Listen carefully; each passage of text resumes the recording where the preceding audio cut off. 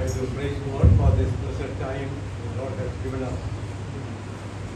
ప్రభువు మనకిచ్చినటువంటి ఈ అద్భుతమైన ఆశీర్వాదకరమైన సమయాన్ని బట్టి ఆయన నామానికి మహిమ కలుగును గాక. Pastor announced that I preach usually 30 minutes. Pastor గారు చెప్పినారు కదా, నేను ఎక్కడైనా 30 నిమిషాలు చెబుతున్నానని. But when I see your faces, we are all very happy, and I may go a little further than 30 minutes. మీ అందరి నవ్వుతో కూడా మీ ముఖాలు చూస్తున్నప్పుడు నేను 30 నిమిషాల కంటే ఎక్కువ చెప్పాలి అన్నట్టుగా అనిపిస్తుంది నాకు. You already had one message. ఇప్పుడు మనం ఇప్పటికే ఒక మెసేజ్ విన్నాము. Can you hear one more message? ఇంకొక వాక్యం కూడా ఇంకో మెసేజ్ కూడా చెప్పమంటారా? ఇష్టమేనా మీకు? ఇష్టం లేదా? ఇష్టం. So we heard portion of the Bible read to us. మనం ఇక్కడ మరి వాక్య భాగాన్ని మన కోసం చదివి ఉన్నాము. We are going to see the unrighteous life of a righteous man. ఒక అవినీతిమంతుడైనటువంటి మనిషి నీతియుక్తమైనటువంటి జీవితంలోకి ఎలా వచ్చినాడో చూస్తున్నాం. Unrighteous life of righteous man. It looks like a paradox, a contradiction. ఇది ఎలా ఉందంటే నీతిమంతుడే కానీ అవినీతిమంతుడైనటువంటి జీవితంలా జీవించినాడు.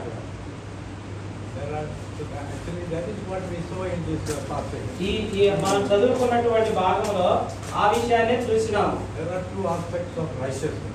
నీతిమంతుని యొక్క విషయంలో రెండు విధాలుగా చూస్తున్నాం మనం. First is, మొట్టమొదటిది, God counts us righteous as we accept Christ as our Savior.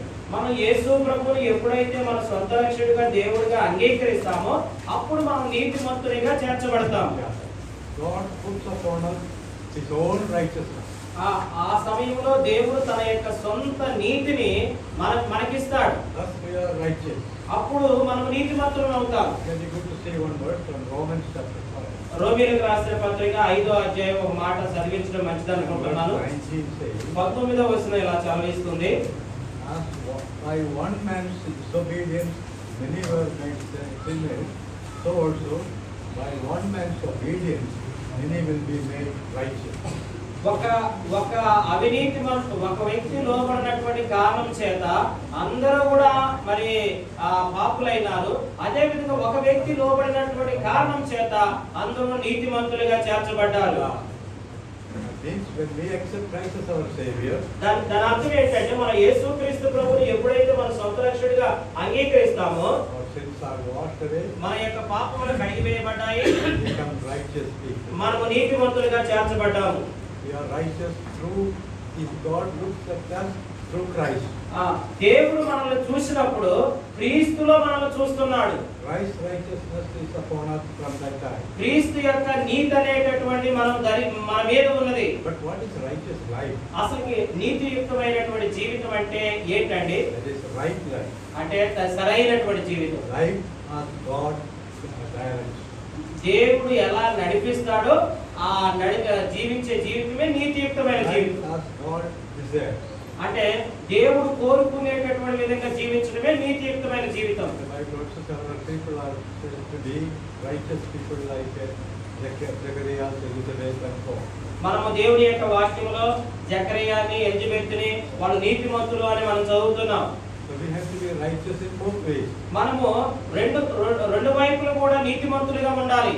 By accepting the righteousness of God. యేసు ప్రభు యొక్క నీతిని మనం అంగీకరించడం ద్వారా, By being born again. మనం తిరిగి జన్మించడం ద్వారా, It is saved by accepting Christ into our heart. యేసుక్రీస్తు ప్రభువుని మన యొక్క హృదయంలోనికి అంగీకరించడం ద్వారా, Thus, being born again. మనము తిరిగి జన్మించడం ద్వారా, Being sons of God or daughters of God. మనము దేవుని కుమారులుగా మనం చేయబట్టు ద్వారా, Also by righteous life.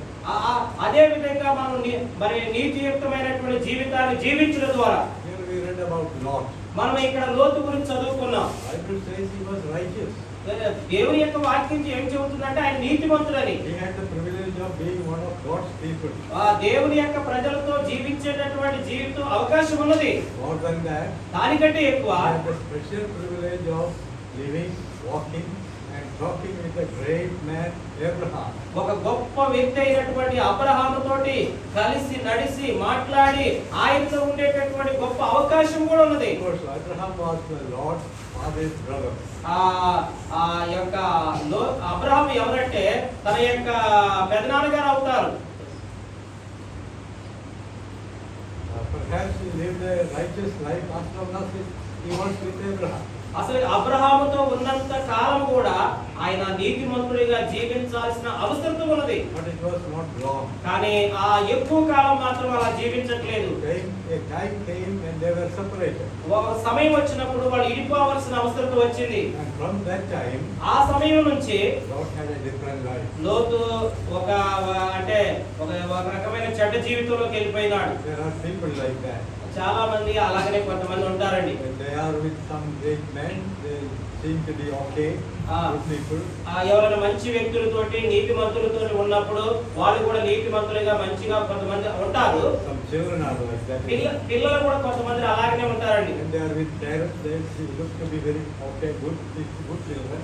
తల్లిదండ్రులతో ఉన్నప్పుడు వాళ్ళని చూసినప్పుడు అబ్బో మంచి పిల్లలు వీళ్ళు అనిపిస్తుంది. But when they are not with their parents, when they are with their friends, they behave in a different way. వాళ్ళ తల్లిదండ్రులతో లేనప్పుడు వాళ్ళ స్నేహితులతో ఉన్నప్పుడు వాళ్ళు జీవించేటటువంటి జీవితం ఇంకొక రకంగా ఉంటుంది. I think Salayam children are not like that. శలపాలంలో ఉన్నటువంటి పిల్లలు అలాంటి వాళ్ళు కాదనుకుంటున్నాను. They have an example in the Bible also. దేవుని యొక్క వాక్యంలో కూడా ఆ యొక్క ఉదాహరణ ఉన్నది. We read about King Josiah, King Joash. ఈ యావాసు యొక్క రాజుల గురించి చూసినప్పుడు In the second Chronicles chapter 24. రెండవ దినవృత్తాంతముల గ్రంథం 24వ అధ్యాయంలో చూస్తున్నాము. We read that he was okay. He did well as long as the priest Jehoiada lived. యెహోవాయాదాయంలో ఉన్నంత కాలము ఈ యావాసు మంచిగానే ఉన్నాడు. So we find that now he is separated from Abraham. God was separated from Abraham and started living an unrighteous life. లోతు ఎప్పుడైతే అబ్రహాముకి దూరంగా వెళ్ళిపోయినాడో అవినీతిమంతులతో పాటు అవినీతిమంతమైన జీవితాన్ని జీవించడం ప్రారంభించినాడు. And ended up in tragedy. అనేకమైనటువంటి దీన స్థితిలోకి వెళ్ళిపోయినాడు. Before we see what happened with him, ఆయనకి ఏం జరిగిందో దాన్ని చూసే ముందు let's see what was wrong with him. అసలు ఆయనకు ఉన్నటువంటి సమస్య ఏంటో మనం చూద్దాం. First of all, మొట్టమొదటిగా he took a wrong choice. మొట్టమొదటిగా ఆయన చెడ్డ నిర్ణయం తీసుకున్నాడు. We look back to chapter 13. మనము 13వ అధ్యాయంలోకి వచ్చినట్లయితే Abraham gave him the privilege of choosing. It was difficult for them to live together. Abraham లోతు వాళ్ళ యొక్క పని వాళ్ళు కలిసి ఉండటం చాలా కష్టమైనప్పుడు Abraham and Lot had so much of cattle. అబ్రహాముకి లోతుకి చాలా పశువులు ఉన్నట్టు కారణం చేత They were rich, చాలా ధనవంతులు. but their herdsmen quarreled each other. వాళ్ళ యొక్క వాటిని కాసేటటువంటి వాళ్ళు గొడవ పడుతున్నారు. So Abraham said, "We separate." Abraham అన్నాడు మనం విడిపోదాం అన్నాడు. And in chapter 13 we read, 13వ అధ్యాయంలో చదువుతున్న విషయాన్ని he chose the plains of Jordan. ఆయన He chose the plain of Jordan. Abraham మరి లోతు ఆ యొక్క యోర్దాను యొక్క ప్రాంతాన్ని చూసుకున్నాడు, ఎన్నుకున్నాడు. The place was very good for the cattle. అంటే ఈ పశువులన్నిటికీ కూడా మంచిగా ఉంటుందని అనుకున్నాడు. But we find that it was near to Sodom. కానీ ఆ ప్రాంతానికి దగ్గరగానే సోదమ ప్రాంతం కూడా ఉన్నది. Then we find secondly there was wrong companionship. రెండోది ఏంటంటే అంటే చెడ్డ వాళ్ళతోటి సహవాసం కట్టినాడు. Wrong choice may be called, maybe identified with love of money, because he was taking a place where cattle can feed. ఆయన ఆ చెడ్డ నిర్ణయం ఎందుకు తీసుకున్నాడంటే ధనాపేక్ష కలిగినటువంటి మనసు ఉన్నది కాబట్టి ఆయనలో. He wanted to be rich. ఆయన ధనవంతుడు కావాలనుకుంటున్నాడు. That is why he chose those area. అందుకోసమనే అదిగో ఆ రకమైనటువంటి ప్రదేశాలను ఎన్నుకున్నాడు. Then there was wrong companionship. ఎప్పుడైతే సరైనటువంటి చెడ్డ సహవాసంలోకి వెళ్ళాడో He identified with the wicked people. అనే చెడ్డ భయంకరమైనటువంటి చెడు మనుషులతోటి ఉన్నాడు. He became one with them. వాళ్ళలో ఒకడైపోయినాడు. It was a slow process. ఒక విధంగా అది ఎంతనే జరగలేదుగా నిదానంగా జరుగుతూ వచ్చింది. You read first of all, he pitched his tent against the Sodom. He pitched his tent towards Sodom. ఆయన గుడారాన్ని సోదోములో వేసినాడు. Then we read that he moved towards Sodom. ఆ తర్వాత సోదోములోకి వెళ్ళిపోయినాడు. Then we read he was inside Sodom. ఆ తర్వాత సోదోములో ఉండిపోయినాడు. Then we read he was at the gate. ఆయన సోదోము యొక్క గవిని దగ్గర ఉండిపోయినాడు. Gate does not mean that just like somebody sitting at the gate of our compound. Not that meaning. ఇప్పుడు నేను gate అంటే మన యొక్క మన ఆవరణానికి గేట్ ఉంటుంది కదా, అక్కడ ఆ గేట్ గురించి నేను అంటలేదు. We find sitting at the gate means he became a leader. అంటే ఆ యొక్క గవిని దగ్గర ఉన్నాడు అంటే దాని అర్థం ఏంటంటే ఆయన ఒక నాయకుడు అయినాడు ఆ ఊర్లో. Also, daughters were married to people of Sodom. ఆ సోదోములో ఉన్నటువంటి అబ్బాయిల్ని ఈ యొక్క లోతు పిల్లలు పెళ్లి చేసుకున్నారు. So these were very dangerous. ఇవన్నీ కూడా చాలా ప్రమాదకరమైనటువంటి విషయాలు. We are warned in 2 Corinthians chapter 6. 2వ కొరింథీయులకు రాసిన పత్రికలో 6వ అధ్యాయంలో దేవుడు మనల్ని హెచ్చరించినాడు. Verse 14. 14వ వచనంలో Be not joined together with unbelievers. అవిశ్వాసులతో జోడుగా మీరు ఉండవద్దు అన్నాడు. A believer cannot be yoked together with a lady in marriage. విశ్వాసి అయినటువంటి An unbeliever. ఒక అవిశ్వాస అయినటువంటి భార్య మనిషిని చేసుకోకూడదు. Yeah. So we have to be very careful how we move or with whom we move. చాలా జాగ్రత్తగా ఏనండి, మనం ఎవరితో మనం ఎడుతున్నాం, ఎవరితో మనం ముందు సహవాసం ఉంటున్నాం. Young people have to be careful about their companionship. చెడ్డ వాళ్ళతోటి మనము సహవాసం చేయడం అనేటటువంటిది చాలా జాగ్రత్తగా ఉండాలి. It does not mean that we should not talk to unbelievers. అంటే అవిశ్వాసులతో మనం మాట్లాడకూడదు అనేది కాదు. It does not mean that we should not play with the unbeliever friend. అవిశ్వాసులైనటువంటి స్నేహితులతో మనం ఆడుకోకూడదు అనట్లేదు. We should not have close companionship. కానీ దగ్గర సంబంధం అనేది వాళ్ళతో పెట్టుకోకూడదు. Instead of making them good, we may become bad. మనము వాళ్ళని మంచి వాళ్ళగా చేసే బదులు మనమే చెడ్డవాళ్ళం అవుతాము. Because Lord loved Sodom. లోతు సోదోముని ప్రేమించినాడు కాబట్టి, And he was one with the people. ఆ ప్రజల్లో ఒకడైపోయినాడు. His heart was there. ఆయన యొక్క హృదయం అక్కడే ఉండిపోయింది. So he had a wrong choice. He had wrong companionship. చెడ్డ నిర్ణయం తీసుకున్నాడు, చెడ్డ సహవాసంలోకి వెళ్ళిపోయినాడు. Then we find thirdly, మూడోదిగా there was wrong compromise.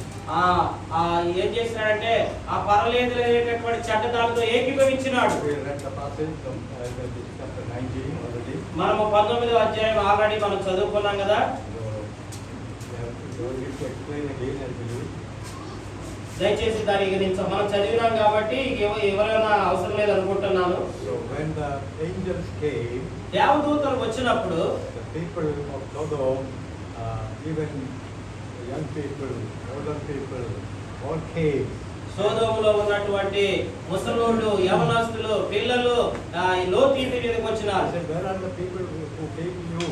లోతు మీ ఇంటికి వచ్చినటువంటి వాళ్ళు ఎక్కడ ఉన్నారు? Take them out. వాళ్ళ బయటికి తీసుకురా. We want to have sex with them. మేము వాళ్ళతో సెక్స్ చేయాలనుకుంటున్నామని అన్నారు. Men having sex with men. మగ మనుషులు మగవాళ్ళతోటి సెక్స్ చేయాలనుకుంటున్నారు. Now in English we call it sodomy. మనం ఏంటంటే వాళ్ళు సోదోమీయులు లాగున్నారు. And that's what came because of this place. ఈ స్థలంలో నుంచే అది ఆ రకమైనటువంటి ప్రజలు వచ్చినారు లేదా ఆ మాట వచ్చింది. Men, women with women, men with men. స్త్రీ తోటి పురుషుడితోటి సాంగత్యం లేదా పాపం చేయడం. These people came and said, take them out and we want to have sex with them. ఆ ఊరు వాళ్ళందరూ వచ్చేసి ఇంకో మీ ఇంటికి వచ్చినటువంటి మనుషులు బయటికి తీసుకొని మీ వాళ్ళతో పాపం చేయాలంటున్నారు. No, they are my guests. లోతు అంటున్నాడు, అయ్యా అట్ట కాకండి, వాళ్ళు మా ఇంటికి వచ్చి మా యొక్క అతిథులుగా ఉన్నారు. I have 2 daughters. నాకు 2 అమ్మాయిలు ఉన్నారు. I will give them. వాళ్ళని మీకు ఇస్తారు అవసరమైతే. Have sex with them. మీరు అవసరమైతే వాళ్ళతో పాపం చేయండి. Most shameful statement. ఎంత ఎంత సిగ్గుకరమైనటువంటి మాట అండి అది. Shameful incident. ఎంత సిగ్గుకరమైనటువంటి పని అంటే అది. Shameful compromise.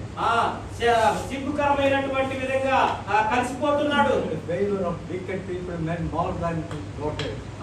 వాళ్ళ యొక్క సొంత పిల్లలు కూడా ఆ చెడ్డ ప్రజలకు అప్పగించడానికి ఇష్టపడుతున్నాడు. Many people hear the comment of other people. ఇతరుల చేత అనేకమైన మాటలు అనిపించుకున్నాడు. మనం ఇంకా ముందుకు వెళ్తున్నట్లయితే మూడవదిగా నాలుగవది there was wrong complacency.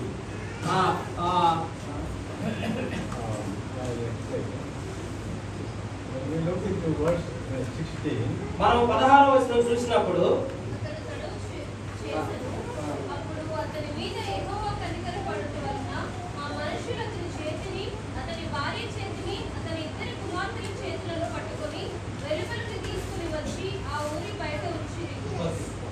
when the wrath of God was about to pour upon the city of Sodom, దేవుని యొక్క ఉగ్రత సొదొమ మీద మరి దిగక ముందు they were not willing to come out.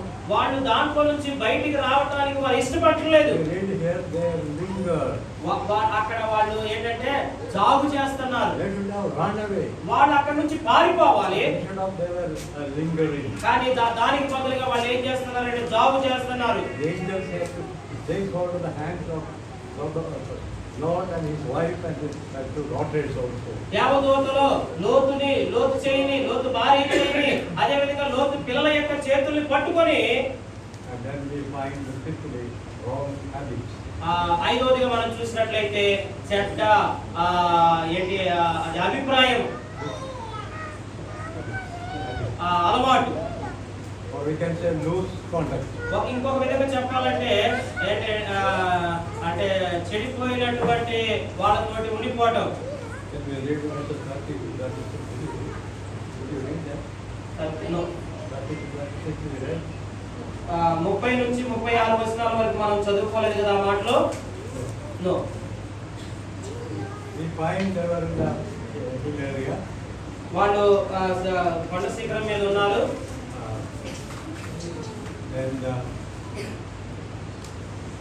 Lot and his wife and two daughters. లోతు భార్య తన యొక్క ఇద్దరు కుమార్తెలు. The elder daughter said to the younger daughter, ఆ యొక్క పెద్ద కుమార్తె చిన్న కుమార్తెతో అంటుంది, we have no children. మనకి ఇక్కడ ఇప్పుడు ఎవరు కూడా మరి పిల్లలు లేరు, మనుషులు లేరు.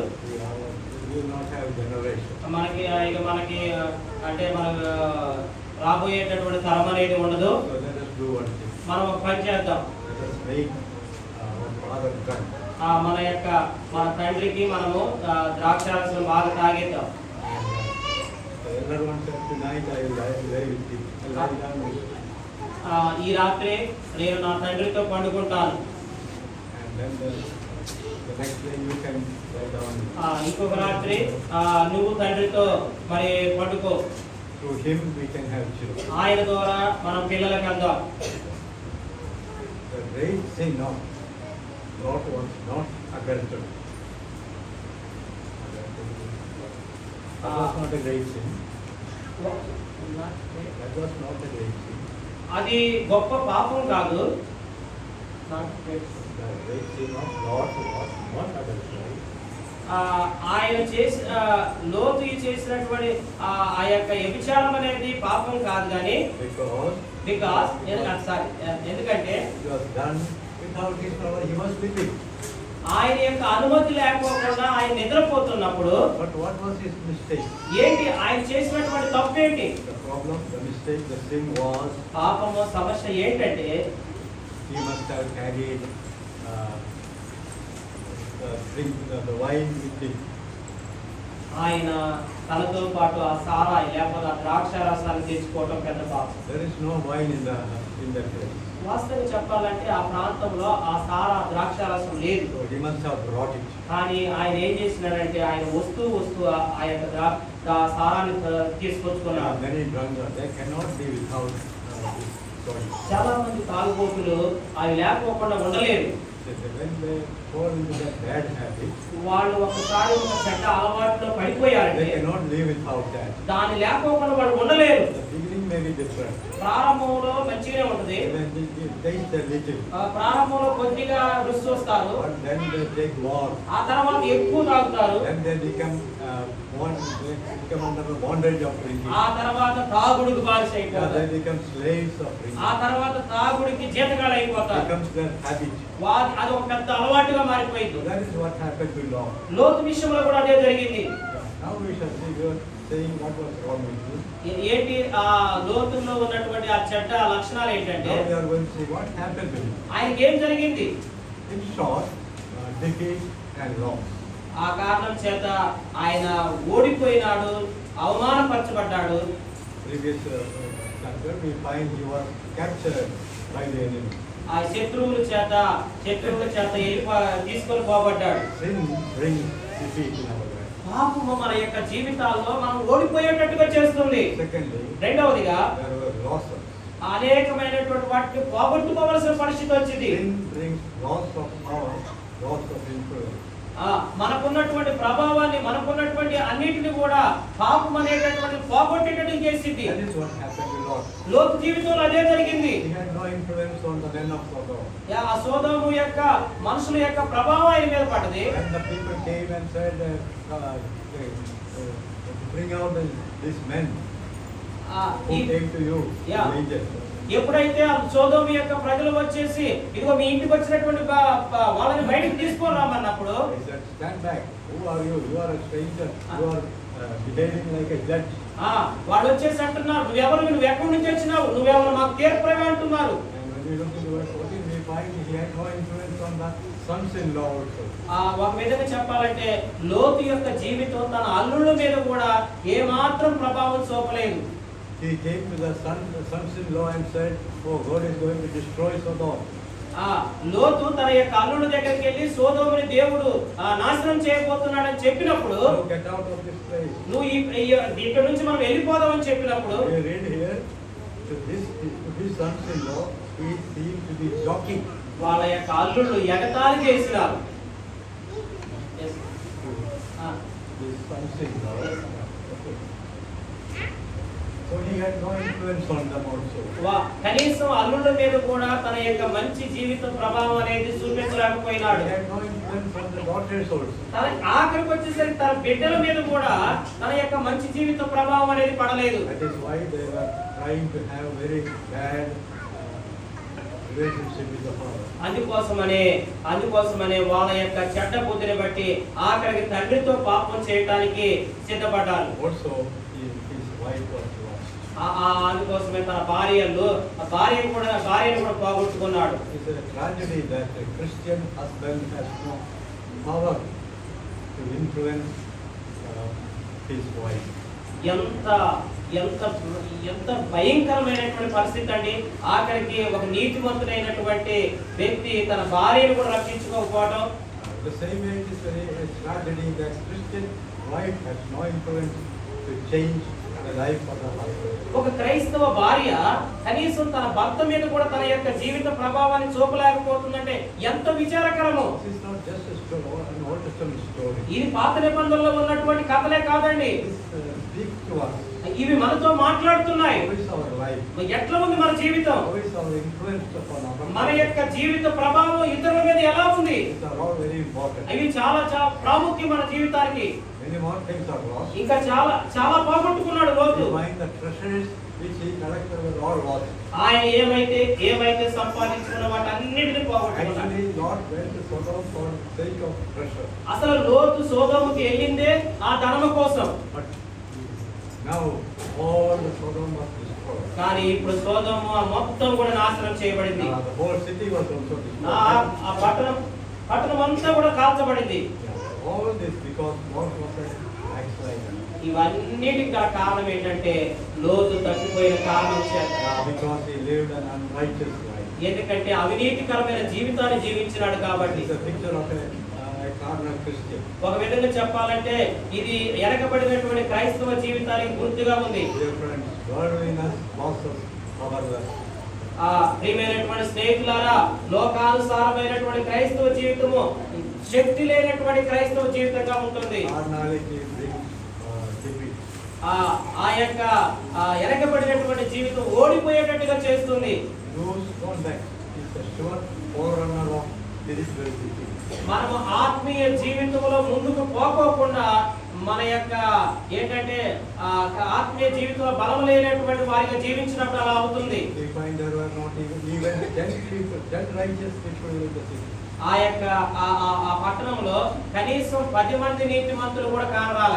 If you look into the previous chapter, chapter 18, మనం అంతకు ముందు అధ్యాయం 18వ అధ్యాయాన్ని చూసినట్లయితే when God appeared to Abraham, దేవుడు అబ్రహాముకి ప్రత్యక్షమైనప్పుడు God said, "I'm going to destroy city of Sodom." నేను సొదొమ పట్టణాన్ని నాశనం చేయబోతున్నాను చెప్పినప్పుడు Abraham said, అబ్రహాం అంటున్నాడు, "Oh Lord, what are we going to do? Are we going to destroy the righteous with the unrighteous?" ఓ ప్రభువా, నీతిమంతులను కూడా అవినీతిమంతులతో పాటు నువ్వు నశింపజేస్తావా అంటున్నాడు. If there are 50 righteous people, will you destroy the city?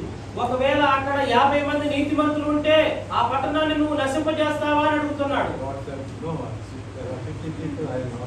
అక్కడ 50 మంది నీతిమంతులు ఉంటే నేను నాశనం చేయను అన్నాడు. He said, "Oh, maybe 5 less, 45 people." ఒకవేళ అక్కడ 50 మంది ఉండకోకుండా 5 తక్కువై 45 మంది ఉంటే Yeah.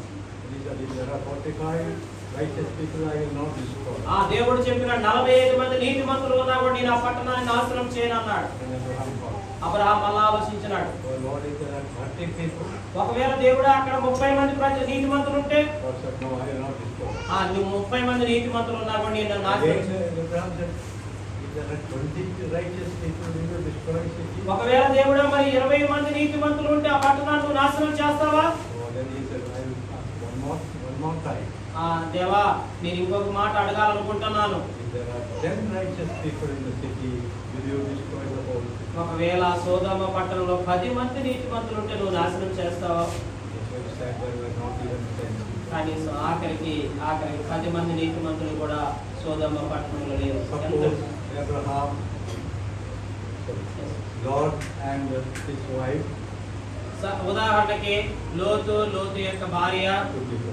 ఇద్దరు 2 daughters who are married, ఇద్దరు కుమార్తెలకు కూడా వివాహం అయింది. 4 people. నలుగురు అయ్యారు. Their husbands, వాళ్ళ యొక్క భర్తలు 6 people. 6 అయ్యారు. 2 unmarried daughters, ఇంకా ఇద్దరు పెళ్లి కానటువంటి పిల్లలు ఉన్నారు. 8 people. 8 మంది అయ్యారు. And if they had 2 more people, it would have been 10 people. కనీసం ఇంకొక ఇద్దరున్నా కూడా 10 మంది అయిపోయేవారు. But there were not 10 people who were righteous. కానీ ఆఖరికి వచ్చేసరికి 10 మంది కూడా నీతిమంతులు సొదొమలో It's లేదు. a great lesson for us. ఇది మనకు ఒక గొప్ప పాఠంగా ఉంది. He loved the world. దేవుడు లోకం ఎంతో ప్రేమించినాడు. He loved money. లోతు సొదొమను ఎంతో ప్రేమించినాడు. We love the world. లోకాన్ని We. మనం లోకాన్ని ఎంతో ప్రేమిస్తున్నాం. If we have those contacts, మనము సరైనటువంటి జీవితం లేకపోతే, if we are backslided, మనము తప్పిపోయిన వారమైతే, if we are carnal Christians, మనము ఎరగబడిన వారమైతే we can't win souls. మనం ఆత్మను రక్షించలేము. That means others are perishing. అంటే ఇతరులు నశించిపోతారు. We ourselves will be destroyed. We will destroy other people also. మనము నశించిపోతాము, ఇతరులను కూడా నశింపు చేస్తున్నాము. That means we may bring disaster. We may bring defeat. We may bring destruction to other people. మన ద్వారా అనేకుల మీదకి నాశనం అనేది, దేవుని యొక్క ఉగ్రత అనేది మనం తీసుకొచ్చిన వారం అవుతాము. That is why we have to live righteously. అందుకోసమని మనము నీతి కలిగినటువంటి జీవితం జీవించాలి. First of all, we must become righteous మొట్టమొదటిగా మనం నీతిమంతులుగా ఉండాలి. by putting our trust in the Lord Jesus, మనము దేవుని యొక్క నీతి అంతటి మన మీద ఉంచుకోవాలి. accepting what He did for us. దేవుడు మన కోసం ఏమైతే చేసినాడో దాన్ని అంగీకరించాలి. God so loved us. దేవుడు మనల్ని ఎంతో He ప్రేమించినాడు. gave His Son to us. తన యొక్క కుమారుని మన కోసం He ఇచ్చినాడు. allowed His Son to be crucified. తన యొక్క కుమారుడు మన కొరకు సరిపోయేటట్టు చేసినాడు. All because He loved us. ఇవన్నీ ఎందుకు చేసినాడంటే ఆయన మనల్ని ప్రేమించినాడు. We trust the Lord for our salvation. మన యొక్క రక్షణ కొరకు మనం ఆయన అంగీకరించినట్లయితే, Repenting and praying. మనం పశ్చాత్తాపడి ప్రార్థించినట్లయితే, Lord, I am a sinner. ప్రభువా నేను పాపిని, I know that You died for me. నా పాపం కొరకు నువ్వు చనిపోయినావు, I believe You. నేను నమ్ముతున్నాను, I accept you as my Savior. నా రక్షకుడిగా నేను అంగీకరిస్తున్నాను. Lord forgives our sins. నా పాపములు క్షమిస్తాడు. Our sins are washed away. మన యొక్క పాపములు కడిగివేయబడతాయి. We become the children of God. మనం దేవుని పిల్లలుగా చేర్చబడతాం. May the Lord help us to become righteous people. దేవుడు మనం నీతిమంతులుగా చేపట్టడానికి మనకు సహాయం We చేయనుగా. are become righteous like that. If we have become righteous like that, if we have become children of God, మనం దేవుని పిల్లలుగా చేయబడ్డట్టయితే it is very important that we live righteous life. మనము నీతిమంతులుగా జీవించాల్సిన జీవితం ఉంది. Right relationship with God. దేవునితో సరైనటువంటి సంబంధం కలిగి ఉండాలి. Right relationship with others. మనం సరైనటువంటి సంబంధం ఇతరులతో కలిగి ఉండాలి. Ardent and passion for souls. నా ఆత్మల పట్ల భారాన్ని కలిగి ఉండాలి. Bringing souls to the Lord. అనేకమైన ఆత్మలు దేవుని దగ్గర తీసుకొని It's రావాలి. not the duty of only the pastor, but the duty of every Christian. ఇది పాస్టర్లు చేసేటటువంటి పనే కాదు, ప్రతి క్రైస్తవుడు చేయవలసినటువంటి పని. Praying for the salvation of souls. అనేకమైన ఆత్మలు రక్షించబడాలని ప్రార్థన చేయాలి. Speak to them. వాళ్ళతో మాట్లాడాలి. Bring them to the Lord. వాళ్ళ దేవుని దగ్గర తీసుకొని రావాలి. Lord help us to do so. దేవుడు అలా చేయటానికి మన సహాయం చేయను గాక. ఆమేన్.